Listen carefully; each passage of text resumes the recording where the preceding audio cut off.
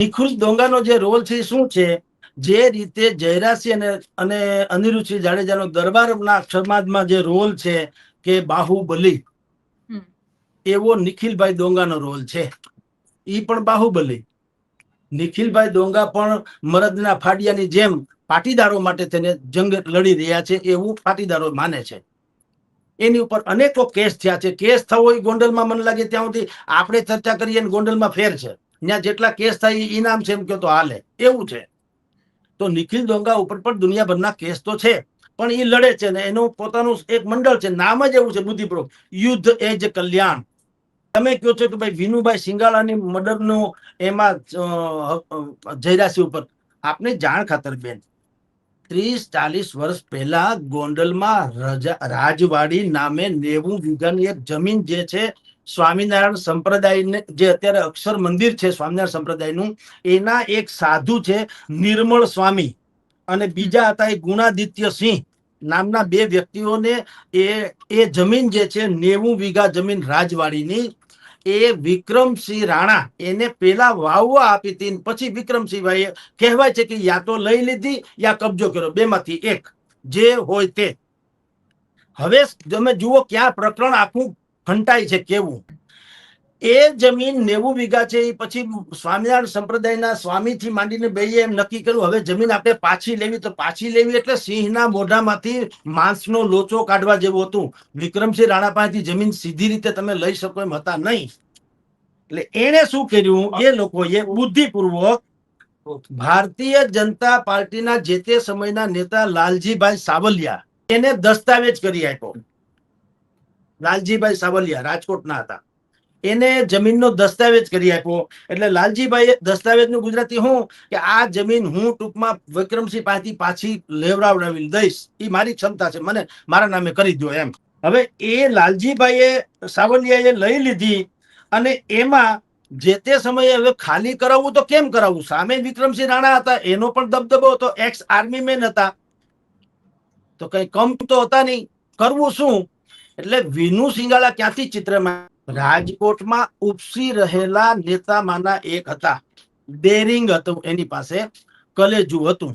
અને marketing yard રાજકોટની ચૂંટણી થઈ એમાં એની પાસે એને ભાઈ શામજીભાઈ ખૂંટ, જે તે સમયે સહકારી ક્ષેત્રના આજે છે પણ જે તે સમયે તો એનો દબદબો હતો જેમ વિઠ્ઠલ રાદડિયાનો હતો તેમ. એવા શામજીભાઈ ખૂંટની સાથે માર્કેટિંગ યાર્ડની ચૂંટણીમાં વિનુભાઈને થોડીક અનબન થઈ, ચડબડ. હવે શામજીભાઈ ખૂંટને સામે અનબન કરી શકે એનો અર્થ એમ છે કે એનું લેવલ કયા પ્રકારનું છે એ થઈ જાય એવી વાત હતી જે તે સમયે. કારણ કે કોઈ એને સામે પડવા માંગતું નહોતું, એને બદલે આણે ઝંડો ઉપાડ્યો. એટલે વિનુભાઈ સિંગાળા થઈ ગયા ડોન અથવા તો લોકપ્રિય. આખા સૌરાષ્ટ્રમાં કેવળ ગોંડલમાં જ, અને એ પણ જયરાજસિંહનો જ ત્રાસ હોય તો તમારી વાત વાજિબ છે. આખા સૌરાષ્ટ્રમાં બાકી બધે જ શાંતિ છે એવું તો જરૂરી નથી. પણ પિંક પોઈન્ટ તમે ગોંડલનું નામ લ્યો અને એમાં જયરાજસિંહ કે અનિરુદ્ધસિંહનું જ રીબડાવાળા એ બંનેનું દરબારોનું નામ લ્યો તો ટીઆરપી ઓર વધી જાય. ટીઆરપી એટલે એ જે તે લોકોની જેને લાઇમલાઇટમાં આવવું હોય તેને. હું ભારતીય જનતા પાર્ટીને ગાળ દઉં, નરેન્દ્ર મોદીને ગાળ દઉં, એમાં ફેર.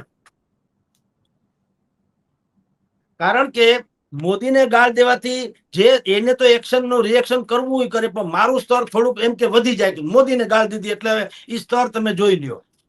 આ મુદ્દો શેરી ગલીઓમાં આવી રીતે હાકલા પડકારવાનો નથી. કારણ કે જે લોકો હાકલા પડકારા કરે છે ઇધર ઉધર બંને તરફ, જયરાજસિંહ બાબુ પણ તરફ પણ, અનિરુદ્ધસિંહ તરફ પણ, અને ભાઈ આ લોકો જે અલ્પેશ પટેલ થી માંડીને જે લોકો કરે છે બધા, ભલા માણસ તમે એક વસ્તુ નક્કી કરો, તમારા પ્રત્યેક શબ્દો જે છે એની અસર કોને થવાની છે?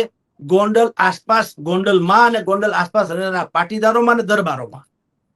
તમે એમ કહો છો કે હું ન્યાય અપાવવા આવું, મરદના દીકરા હોય તો, ગણેશ ગોંડલે કીધું મરદના દીકરા હોય તો હાલા આવો, બરાબર. આને કીધું અમે આવીએ છીએ.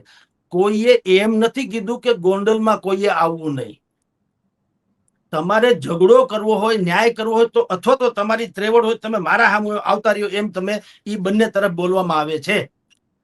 પણ આપણે પહેલેથી એક જવાબદાર મીડિયા તરીકે, પછી તમે જેમ કીધું ગઈ વખતની ડિબેટમાં આવું થયું હતું, જિગીસાબેન હોય કે કોઈ પણ હોય, મેહુલભાઈ બોગરા સાહેબ હોય, અલ્પેશ કથિરિયા હોય, જિગીસાબેન હોય, વરુણભાઈ પટેલ હોય કે કોઈ પણ હોય, એક વસ્તુ તમને કહું, કાયદાનું શાસનમાં જ્યાં સુધી લાગે વળગે ત્યાં સુધી જો ત્યાં પ્રોબ્લેમ હોય તો હું એક જ વસ્તુ કહું છું કે જેમ કચ્છમાં પાણી નતું તો લોકો પેલા હિજરત કરીને મુંબઈ થી માંડીને પરદેશ વયા ગયા હતા, રણ વિસ્તાર હતો કે નહીં, હા કે ના?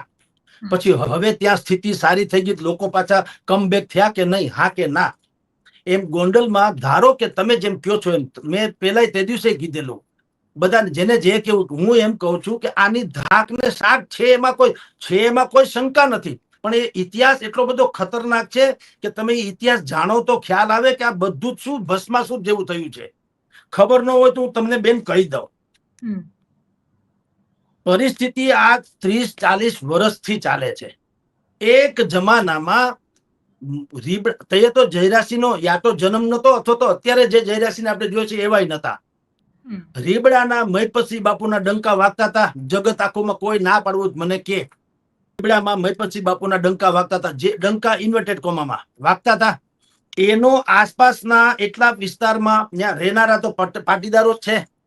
હવે એ જ પાટીદાર સમાજે જે તે સમયે એવી માગણી કરી હતી ને લાગણી પણ વ્યક્ત કરી હતી, જે અત્યારે જયરાસિંહ વિશે કહી છે એવું જ જે તે સમયે આવતું હતું. ત્યારે કેશુભાઈ નો પણ જમાનો હતો, સરકાર એવો હતો ત્યારે, કે ભાઈ આ વિસ્તારમાં દરબારોનો એટલે ક્ષત્રિયોનો પાટીદાર ઉપર ત્રાસ છે.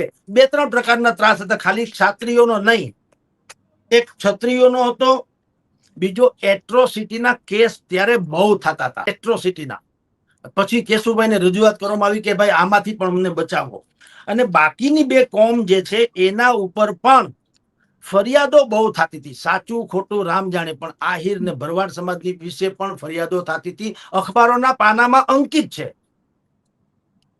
તો આ હું તમને આખી બેકગ્રાઉન્ડ કહું છું 30-40 વર્ષ પહેલાની ઘટનાની, કે બહુ મોટો એક પાટીદાર સમાજ એમ માનતો હતો કે અમને આ 3-4 પ્રકારનો ત્રાસ છે, એટલે તમે એનો કાંઈક નિવેડો કાઢો.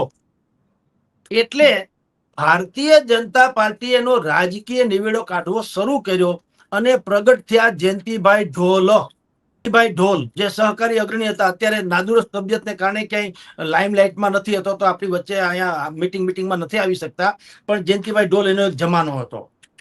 હવે જયંતિભાઈ ઢોલે શું કર્યું, જુઓ હકીકત જે છે એ કે રીબડાથી માંડીને કોઈ પણ પ્રકાર, કેવળ રીબડા નહીં હો, બધી જ જગ્યાના કહું છું, ક્ષત્રિય સમાજનો એમ પાટીદારોનો આક્ષેપ હતો કે અહીંયા બહુ ત્રાસ છે. એટલે એને ઝેરનું મારણ ઝેર, એવા ન્યાયે જયંતિભાઈ ઢોલે બુદ્ધિપૂર્વક એણે અને કેશુભાઈ સૌજીભાઈ પટેલ એણે જયરાસિંહ ટેમુભા જાડેજાનો રાજકીય પ્રાદુર્ભાવ કરાવડાવ્યો.